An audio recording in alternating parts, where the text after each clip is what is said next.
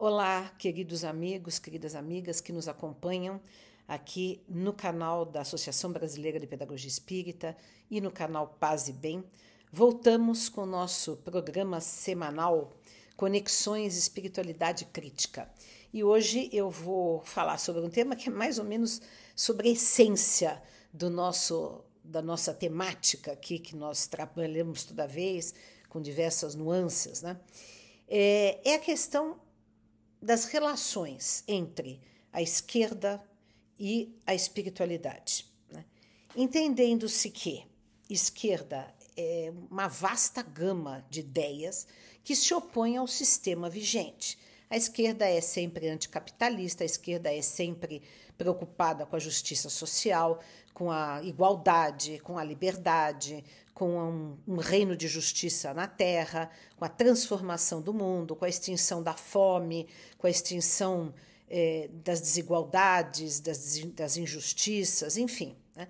Esquerda tem esta conotação. Pode ser marxista, pode ser um socialismo mais ameno que o marxismo, pode ser anarquista, enfim. E o termo esquerda nasceu lá na Revolução Francesa, ainda nem havia marxismo, anarquismo, nada disso, né? Que eram aqueles dos sans-culottes, né? Aqueles que, dentro da Assembleia Geral, né, dos Estados Gerais lá da França, antes da Revolução, eram aqueles que representavam o povo e se sentavam à esquerda, em oposição aos aristocratas,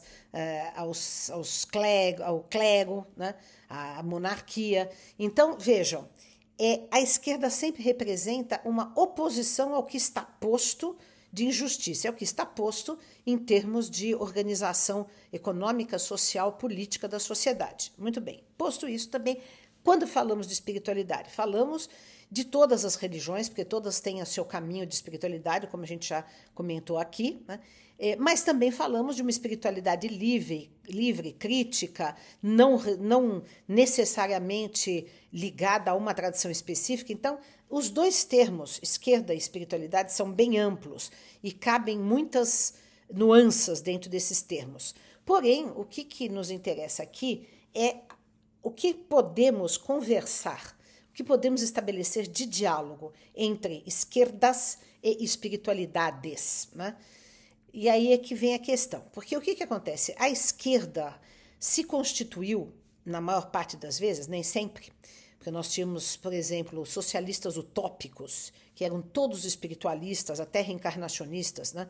O Fourier, o Saint-Simon, o Saint-Simon falava de um socialismo cristão, né? E temos também, já desde o iluminismo, antes dos socialismos, né, temos aqueles que queriam a transformação da sociedade, mas ainda que tinham um apego a uma certa espiritualidade, a um certo conceito de Deus, como Voltaire, Rousseau, outros não, como Diderot, d'Alembert, que eram ateus, né, como Condorcet, que eram absolutamente ateus e materialistas. E assim também foi se desenvolvendo esse pensamento no decorrer do século XIX, no decorrer do século XX, só que cada vez mais o materialismo e o ateísmo foi sendo associado a tudo que é progressista, a tudo que é transformador, né?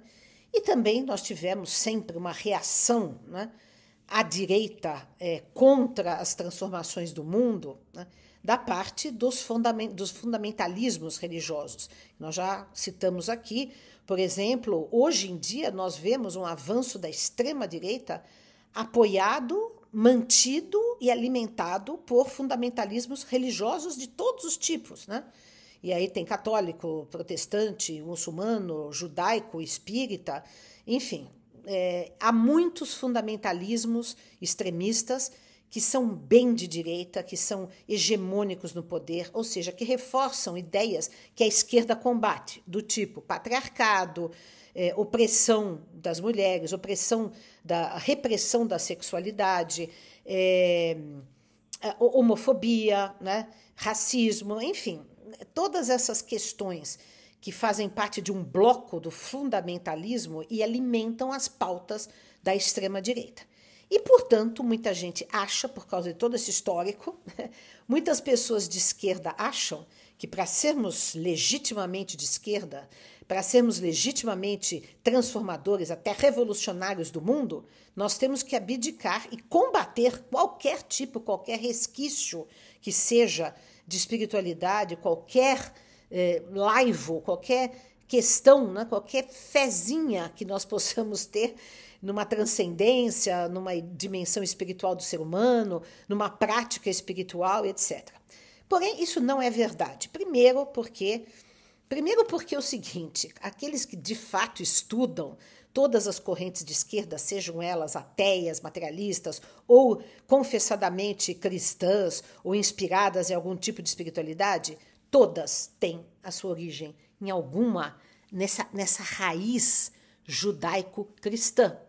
Por exemplo, muitos analisam que essa é a sociedade ideal comunista que o Marx imaginava, a sociedade livre também, sem classe, sem Estado, que os anarquistas propõem, tudo isso são heranças cristãs laicizadas, cristãs sem mais a denominação de cristianismo. Por quê? Quem anunciou um reino na Terra? Quem anunciou um reino de igualdade? Quem primeiro falou da igualdade entre todos os seres humanos? Quem deu a vida por motivos políticos, porque foi torturado e morto por um império romano e por fundamentalistas religiosos? Jesus. Então, nós temos uma raiz forte na cultura cristã. E há pessoas que, por exemplo, como André Comte-Sponville, que é ateu, confesso, e que defende uma espiritualidade ateia, e se diz, André Comte-Sponville, ele se diz enraizado na tradição cristã, diz que é impossível deixar essa tradição cristã dentro de uma visão de mundo se nós nascemos numa cultura judaico-cristã. Isso não quer dizer adotar as igrejas, as hierarquias, os abusos, os fanatismos, os irracionalismos e tudo que nós combatemos, né? Mas significa preservar o núcleo central de valores éticos, de valores de justiça, de amor ao próximo, de compaixão, de benevolência, que isto sim constitui a mensagem central de Jesus, e isso qualquer pessoa pode aderir a estes valores, né? E reconhecer que eles vêm de uma tradição espiritual específica. E também de outras tradições, por exemplo, a ideia de compaixão vem do budismo, vem do hinduísmo também, está no judaísmo, enfim. Em toda parte, entre os afro-brasileiros, entre as religiões afro-brasileiras, nós também temos valores a serem preservados, né? O cuidado com o outro. Por exemplo, nas religiões afro-brasileiras, há um grande acolhimento em relação aos homossexuais. Muitos pais de santo, nem todos, mas muitos pais de santo são homossexuais. Então, há uma abertura nesse sentido que o cristianismo tradicional sempre reprimiu. Então, assim, tudo é muito dialético, não é preto e branco, não são contrastes extremos. As coisas se misturam, se interagem, se interconectam, fazem conexões, né? Então nós temos também, por exemplo, um outro autor marxista, o Ernst Bloch, que entende que a própria mensagem de Jesus era uma mensagem não religiosa, mas uma mensagem política de transformação do mundo através do anúncio do reino. Então, há conversas, há um socialismo cristão, há um anarquismo cristão, que é o que eu defendo, como Tolstói.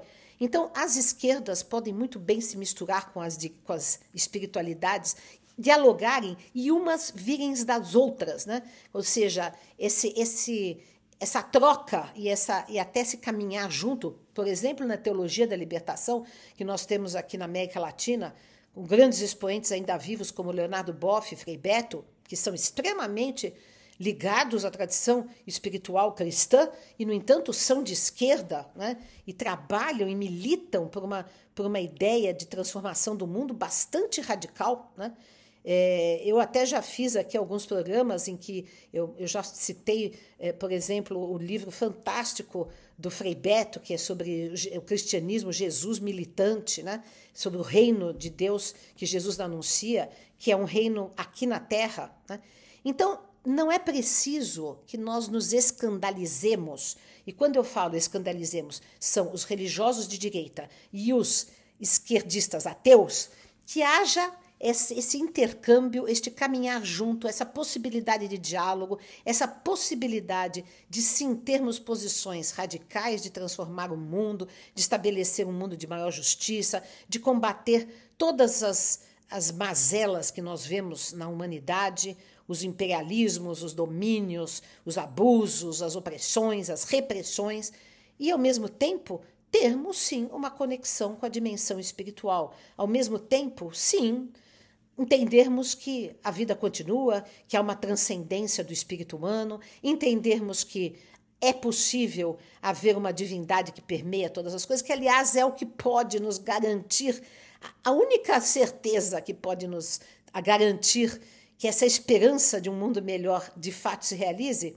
é se existe alguma coisa inteligente, boa e imanente em todas as criaturas, em toda a natureza e no mundo. Senão não há garantia nenhuma, né?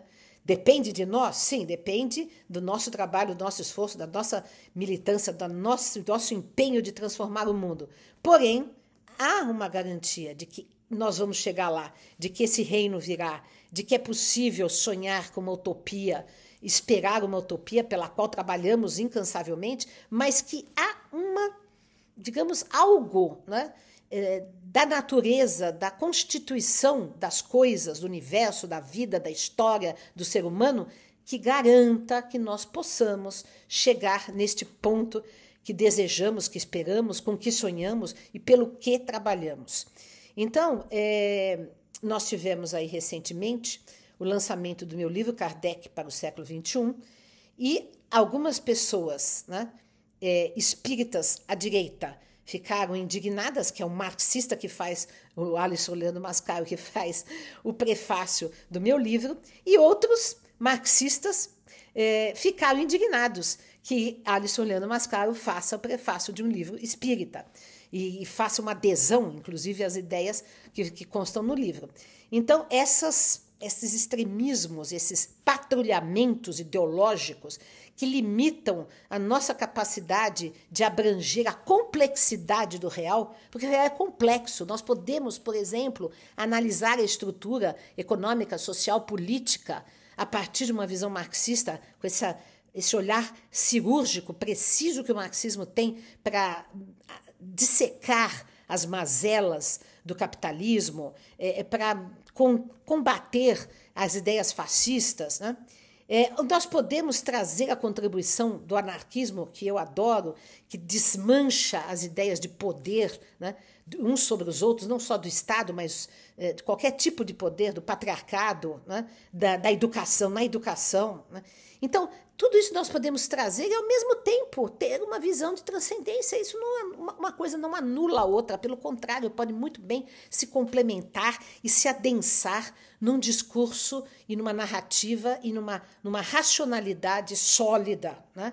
Que é, por exemplo, o que eu tento fazer nesse meu livro Kardec para o século XXI, né? Que acabou de sair, já está esgotado, já está na gráfica uma próxima edição. Então, estamos aqui neste empenho, né? Que também esse programa faz parte disso, de nós fazermos essa aproximação, mesmo porque nós não vamos conseguir transformar o mundo sem conquistarmos a adesão do povo, das massas. E as massas e o povo têm religiosidade, têm espiritualidade. Então nós precisamos trazer uma outra forma de espiritualidade, que é crítica, que é livre, que é não hierarquizada, que é não institucionalizada, que é não submissa a pastores, a sacerdotes, a gurus, mas que seja uma espiritualidade livre, aberta, né? Comunitária, horizontal. E é por isso que nós estamos trabalhando, né?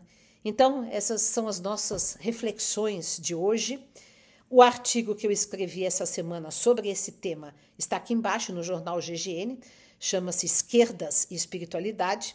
Vocês podem acessar e ler, porque aí, lógico que no artigo escrito a gente elabora melhor ainda as ideias do que na fala, mas uma coisa complementa a outra. E permaneçam aqui conosco em nosso canal da BPE e também no canal Paz e Bem. Um grande abraço a todos e todas.